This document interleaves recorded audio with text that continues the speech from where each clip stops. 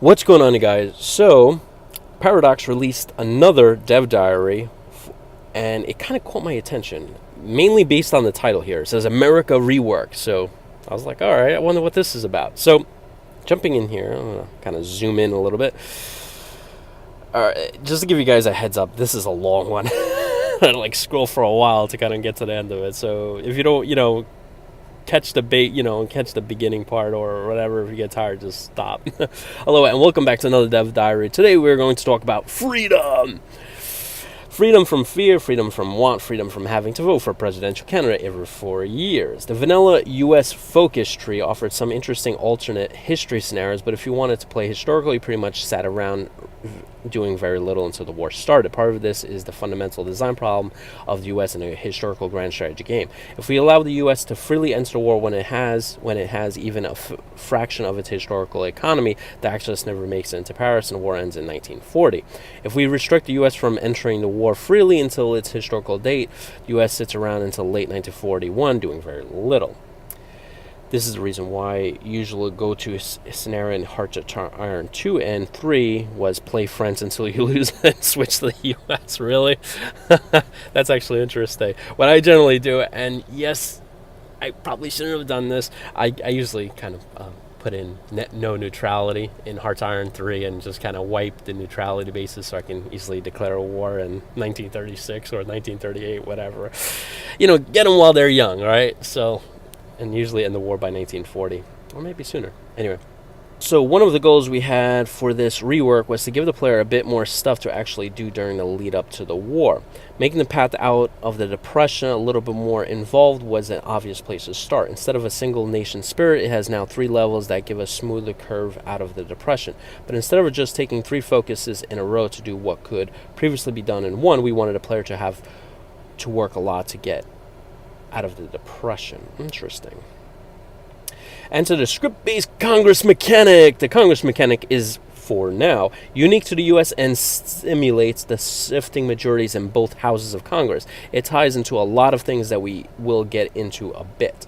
But one, on a fundamental level, taking the focuses that reduce the penalties from the Great Depression that will require you to have a majority in both houses. But will also reduce your support once you have taken into simulate members of Congress who voted for the proposal being unwilling to support you further without getting something in return. This is actually really cool. So it looks like they're bringing the Congress mechanic to Hearts of Iron 4, and this is going to be really, really cool, or for some of you, is really, really sucky, because you now have to get majorities. So 48 out of 96, obviously, you do not have a majority there. Interesting. Grand statehood to Alaska, grand statehood to Hawaii. You can gain and lose support from random events as well as midterm and presidential election. Generally speaking, going with the incumbent means that you are more likely to lose support in Congress in the election, and if the support is particularly dire, going with the challenger will flip support and opposition. Beyond this, a number of decisions will allow you to gain support in Congress, from simple lobbying to bribing members of Congress by investing in the constituencies to just regular bribing them. All right, interesting. So come the lobbyers. So, as a citizen in the U.S., I'm not very favorable to lobbyists. I don't like lobbyists. I think they do a lot of damage to the way democracy works. And you guys might have your own opinions to that, whatever it may be. But as a gaming mechanic, that's actually going to be really cool. So I could actually lobby. All right, that's interesting. It brings a lot of realism to the game, which I like. Besides getting out of the Depression, you also need to get Congress to sign off on Selective Service Act, which is a gatekeeper focus of the Army Modernization Branch, and a Two-Ocean Navy Act, which is a gatekeeper focus for the Navy branch. The amount of support you need depends on your war sport. In general, you can assume that every focus with act somewhere in its title ties to Congress mechanic. Interesting. Another aspect we wanted to add was to give the U.S. player a choice to become more active in the world earlier. As I said above, that means with a host of issues, we want it to be a viable option, but not a no-brainer. This means that there will be a number of restrictions in the limited intervention branch. First, you'll have to have enough support in Congress to take the focus, and a lack of war support means that quite a few members of Congress will break ranks over it. Afterward, you will have to choose between focusing your efforts on preparing to intervene in Europe or in Asia, taking these Taking either of these focuses unlocks a number of decisions to try and build public support for an intervention. Many of these decisions are tied to events around the world. Here, the U.S. is protesting the Auschwitz. I probably said that wrong. Interesting. However, there's only a small window to utilize these events. Each decision adds something that is internally called an intervention strike, as in 3 strikes and you're out. Except in the case it's 3 strikes and we start bombing. A generic decision allows to build support against a target if they do not have specific decisions associated with them. Finally, once a country has 2 strikes against them, you can petition Congress to sanction an intervention, which will again require significant support. It is easier to gain a war goal against a country that is at war, and easier still if they're are in an aggressive war. That's going to be really interesting, especially in the Spanish Civil War. I always wanted to get involved in that as U.S. in 1936, because this is like one of the major events in 1936 that you could do as a U.S. player. So I'm really looking forward to that, because you generally have to literally just stand by and be like, oh, this side's doing that side's doing that. Unless you kind of cheat like me and put no neutrality and kind of just say, all right, well, I'm taking this side and going to war. So, yeah. Come on, you got to have some fun in the game, right? This will likely make it harder for you to pursue all your other goals. So if you want to intervene in Europe on behalf of allies, you most likely will have to forego economic reforms, at least for a while. The intervention mandates are also used to allow the U.S. to intervene in Americas if someone violates the Monroe Doctrine. Cool. Intervention in general is something you can prepare a lot better now by using war plans. Completing the focuses unlocks the decision to execute the corresponding war plan and gain a temporary bonus against a country, along with some other temporary bonuses. Oh, nice. Of course, by this point, a statistical majority of you might wonder why even bother with all this. Busy work, bribing senators, cutting deals with representatives, when there is a world to be won, because it's fun. As promised, we always wanted to add a proper alternative ideology branch for the U.S. As we said many months ago in the Dev Diary about South Africa, we also look to try and open up new areas of the map for warfare to allow you to fight in different areas than trugging out across the same old parts of Europe. That's awesome. So if we want to have a nice big civil war in the U.S., we want tank battles south of Chicago, naval landings in Florida, a brutal slog across the Rocky Mountains. So we decided to not just put in 1 civil war, but 2. That's a whole 100% more civil war. I like that they're having fun with this. So you'll have to fight a civil war in either the alternate history branches. For the curious, the branches straight down from the WPA and Adjusted Compensation Act are Democratic ideology branches that will be part of the free update. Awesome! The branches start with the suspend the prosecution, and America First will be part of the DLC. In the left, approximately enough, you will soften your stance toward the communists. You can do this even if you don't intend to go fully communist, as it opens up new ways of gaining support in Congress. If you decide to be more radical, you can desegregate the American side, which will trigger protests from the usual suspects.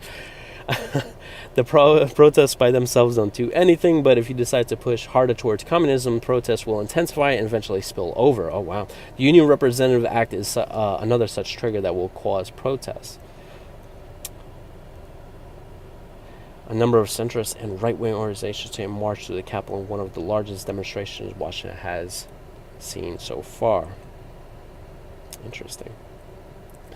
Before the Civil War breaks out, there is a point of no return, after which it is merely a question of time until hostilities start. In the time between the point of no return and the actual start of the war, you'll get a number of events telling you how the situation develops. These events have actual effects on how your position is like at the start of war. For example, if an event tells you that a state has mobilized the National Guard, ooh, wow, the revolter gets a fully equipped and quite capable division when the war starts. These events aren't intended to make the difference between winning and losing, but to give the war a bit more flavor.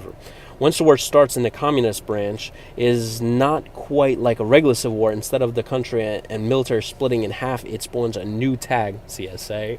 Interesting. This allows us to do a few things like removing CSA territories as core for the U.S., which means that they, for example, create resistance when they conquered into. Depending on how far down you've gone in the communist branch as part of the country, might also declare its neutrality during the war. You can still interact with this part through decisions, but so can the other side. Interesting. Wow, this is cool. Wow, because this is very unusual in a I guess in a Heart to Iron game. I never went down the Civil War aspect in a Heart to Iron game. Obviously, in Victoria you do, but this is really cool that you can do that. It's definitely going to change the way Heart to Iron actually, in terms of the U.S. joining the Allies and stuff, because it adds a lot more complexity.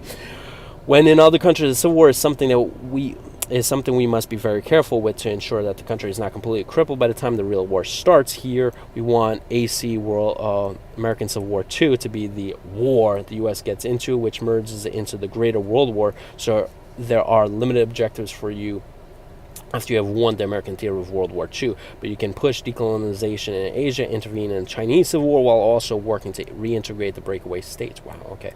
The Civil War in the fascist branch works along similar lines. You could also get a branch leading down from America First that you can use even if you don't want to go full fascist. A sort of flirting with fascism, allowing you, for example, to investigate the opposition through the House Committee of Un-American Activities. The Voter Registration Act ensures a comfortable majority in every election, but triggers a wave of protest. If you decide to even further and publicly ally with the Silver Legion, you will trigger additional protests that put the country on the road to civil war. Like the Communist branch, a number of events determine what the starting position is, but the roles are reversed. Where in the Communist branch, a part of the country ties to breakaway. In the Fascist branch, the country revolts against your leadership and tries to oust you from power, forcing you to fall back into a power base you set up in advance. You set up a power base in advance, right? Parts of the country will declare in support or in opposition, lead at different front lines. With much of the professional military on the other side, you'll have to rely on hastily raised militias to hold the line. Wait. Hastily raised militias. Is the militia coming back? Oh man, if that is, that's going to be amazing. So if you guys are not familiar, militias were kind of taken out of Heart to Iron 4.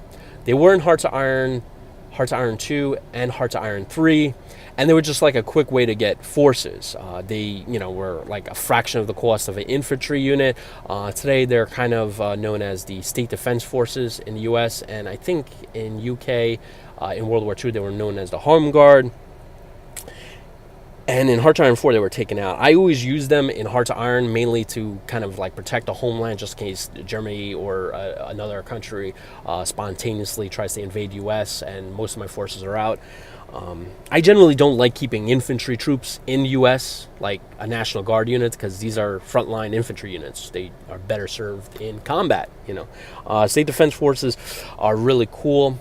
State militias are really cool because I can actually position them in key parts of the U.S. and in territories I conquered that are not like maybe Sicily or, in France, places like that, where I kind of went through and I just need somebody around there just to respond to like local threats. Anyway, while much of the professional military on the other side, you'll have to rely on hastily raised militias to hold the line until you can get back on your feet. You might have to cut some deals and appeal to the locals to get them to accept that you're on their side.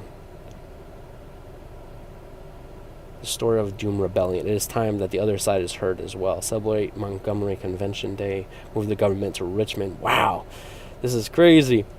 Once you have won that war, you are left with a U.S. that is now safely fascist, which means that you are ideally poised to conquer the rest of the world. So we decided we might as well give you the focus straight to do just that. The War Powers Act lessens the stability impact of being in a war, and you can take your first steps abroad, as you might politely ask Canada to give you the territory between you and the Alaskan border.